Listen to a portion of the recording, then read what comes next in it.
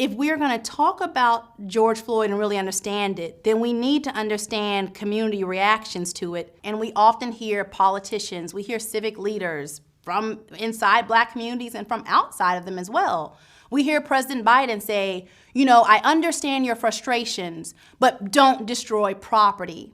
Well, when you say that to Black people who historically have been property, one of our greatest weapons against injustice was the looting of ourselves as property from the system of slavery. And what we see in communities is they're reacting to the very racism of what we call property, right? So that's why I think it's very important for, people who see reactions in communities to not judge and to not make assumptions about what is good and not good reactions, and not actually re-victimize communities by saying there's an acceptable and a not acceptable way to react. Listen to them, and then we can say what these communities need. Oh, this bitch so dumb. Okay, I don't know why for the past 2 years you people like to want to make it stick that it's okay to rob stores and burn them down if it's all for fighting for Black lives, because that makes no fucking sense. And if you want to keep doing that, sure. One question though, can I come rob you? Because if it's all about, these businesses have all this money and they have insurance and insurance covers everything in your pee-wee intro to economics mind, then it's okay for me to look at you and think, you have more than me. You have a suit on. That means you obviously have more money than me. Can I come rob you now? Because I'm fighting for the Black life that is my own. And I'm more interested in caring about myself and my own needs and not really any movement that scam me anyway. It's weird that you people want that to stick when you're inconsistent in how it sticks. You had people who were championing riots saying, yes, burn it down, tear down this, tear down that, flip over that car, flip over this car, do it all for the sake of Black lives mattering, even though you're all inconsistent in that.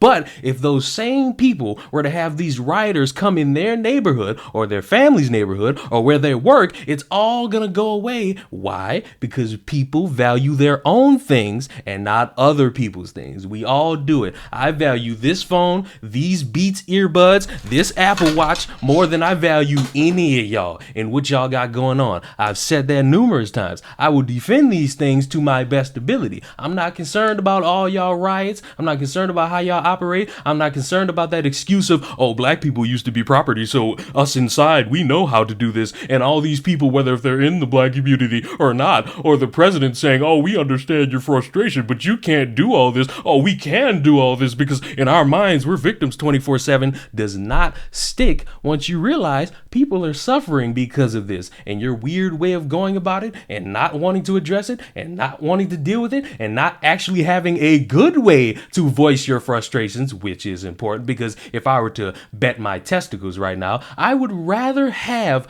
good solutions in actually communicating, demonstrating the problem, demonstrating a possible solution, and going on about my day with hopeful improvements to happen, as compared to burning down a random store thinking that that's going to get any change, when in reality, it's just gonna make the business say, fuck it, we not coming back here, and y'all on your own as it means to get what you need in your daily life. Walgreens closing 5 stores in San Francisco due to shoplifting and organized retail crime. Walgreens will close 5 additional San Francisco stores, a company spokesperson confirmed Tuesday, citing ongoing organized retail crime as the reason. Walgreens has closed at least 10 stores in the city since the beginning of 2019.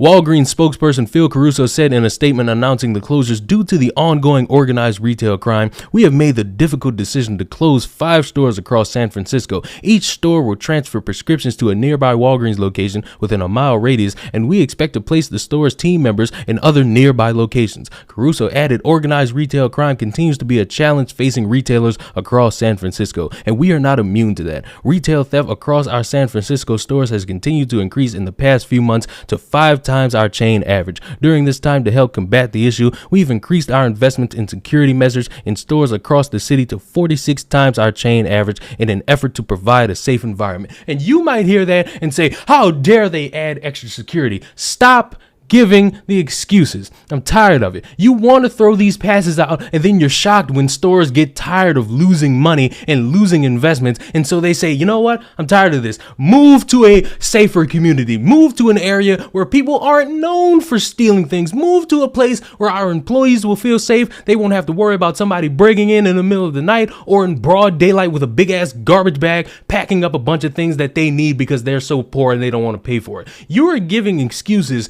to the wrong type of people, and then you get surprised when these stores pick up and move somewhere else, which makes it harder for the people that are in that community because now they got to travel farther. They got to go get these things at a different area where they don't know where everybody's at. They don't know the environment. They may get mugged. They may get attacked. They don't know. They may not have a car. They may not be able to afford bus fare. All these obstacles that make it harder for people to go to a simple store and get the things they need, all because somebody decided to steal and continuously steal and ruin it for the people who need these. Necessarily trying to defend the business, but we wanted to go clean up.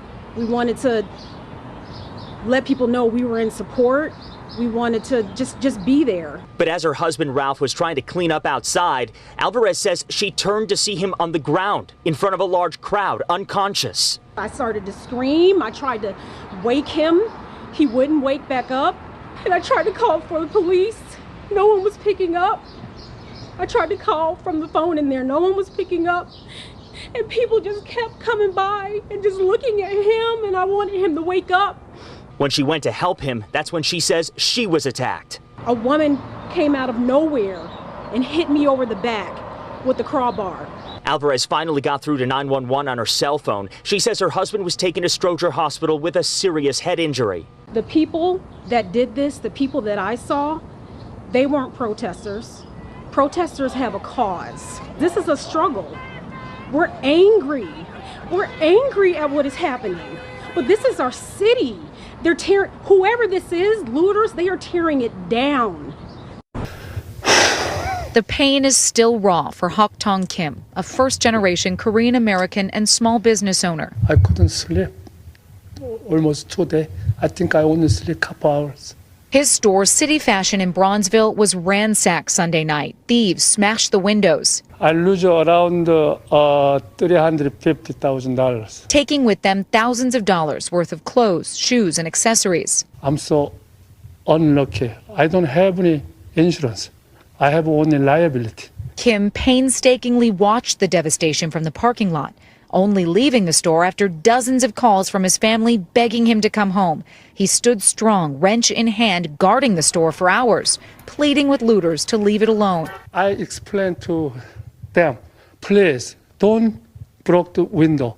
This is small business. I'm the owner here. Whether it's food, clothes, accessories, whatever. If a business is tired of being robbed and looted, burned down, you know what they're gonna say? We out of here. And we've seen it time and time and time and time and time and time and time and time again. Why? Because fighting for black lives ends up costing people a profit. And they're not gonna waste their time getting robbed every week. They're going to leave. You didn't think that part out because while you're sitting there excusing people rioting and burning things down, you're not thinking about the aftermath of that because you're only focused on the moment and trying to prove a point that the world is just white supremacists walking the earth. And you know what's funny to me is that you have these examples and nobody wants to bring them up. They choose to ignore them. They choose to say all these excuses. They try to make it a thing of, oh, well, you can't get mad at them because they're fighting for something, when we all know the song and dance don't stick if it falls upon you. You're going to get mad. You're going to get pissy. You're not going to care about no movement. You're going to be upset that things that happened to other people ended up happening to you, and you're a poor sport for that. Under no circumstances is looting a store going to save black lives. In no way is burning a vehicle going to save black lives. In no way is thinking that you are accepting and doing all these stupid things and excusing it going to save black lives. You look like criminals. You look like violent people who are out to get your own things and not so much focused on the movement. I'm happy to once again point this out to people who have spent the past 2 years trying to make it sound logical and smart, but yet again, for like the 9 millionth time, you are stupid as fuck. Subscribe to the channel. I'll see you in the next one. Goodbye.